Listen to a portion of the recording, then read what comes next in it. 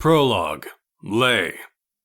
A horse and carriage trundles down Decatur Street, the gaslights casting ominous shadows across the equine's visage. It's wearing blinders, and the rectilinear shadows make it appear as though its eye sockets are empty and cavernous. Steam pours from its flared nostrils as it huffs, its hot breath commingling with the unseasonably crisp nighttime air. I watch it until it disappears onto Jackson Square, its braided tail twitching at the unrelenting mosquitoes. Despite the chill, the insects are undeterred. A drunk man lurches past my table, laughing. His cheeks are ruddy, and, like the horse, his breath is a cloudy vapor, making it appear as though his head is seconds from igniting. I can't help but imagine what would happen if he succumbed to spontaneous combustion. His torso would catch fire first, the layer of fat around his midsection acting as fuel, his Misfits t-shirt as tinder. He would freeze mid-step, the rubbery soles of his Nikes fusing to the asphalt. He would burn so brightly and with such ferocity that he would be little more than a pair of disembodied feet within seconds. They would never be able to wash his stain off Café du Monde's patio. As usual, the French Quarter is a discordant cacophony, pairing perfectly with my turbulent mood. Jazzy music tickles my eardrums, the syncopated beat of the snare drum thumping deep into my chest wall.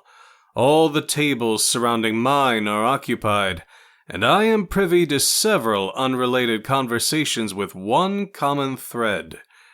I was so drunk last night, I woke up in bed with Jake. Can you fucking imagine? We will have to take an Uber. I brought you something to eat, Lucas says, placing a ceramic plate on the table before me. There are 3 fluffy beignets on the plate, greasy from the deep fryer.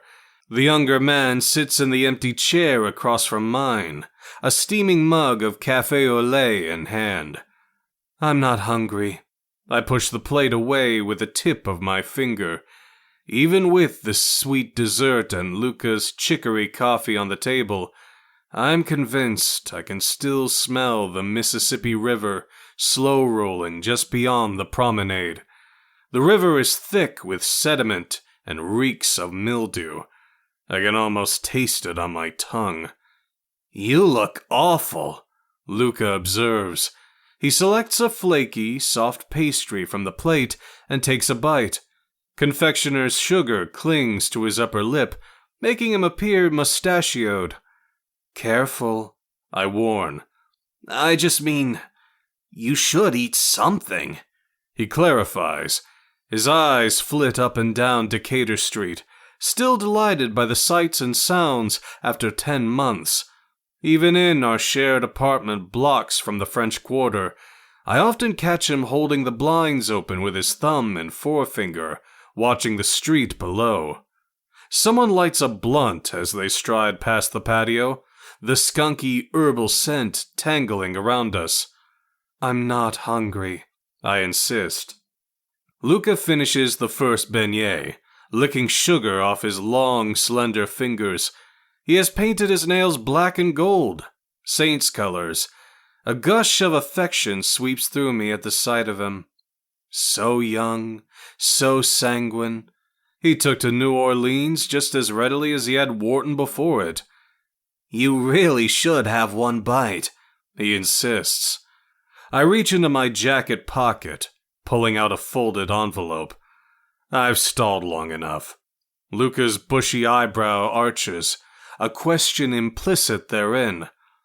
There's enough cash in here to pay rent for 3 months, I explain. Or it's enough for a plane ticket back to Portland, if that's what you would prefer. Luca doesn't reach for the parcel, so I place it on the table. I need to go my own way, I continue, as a lone wolf. The look on his face makes me wish I had said anything else.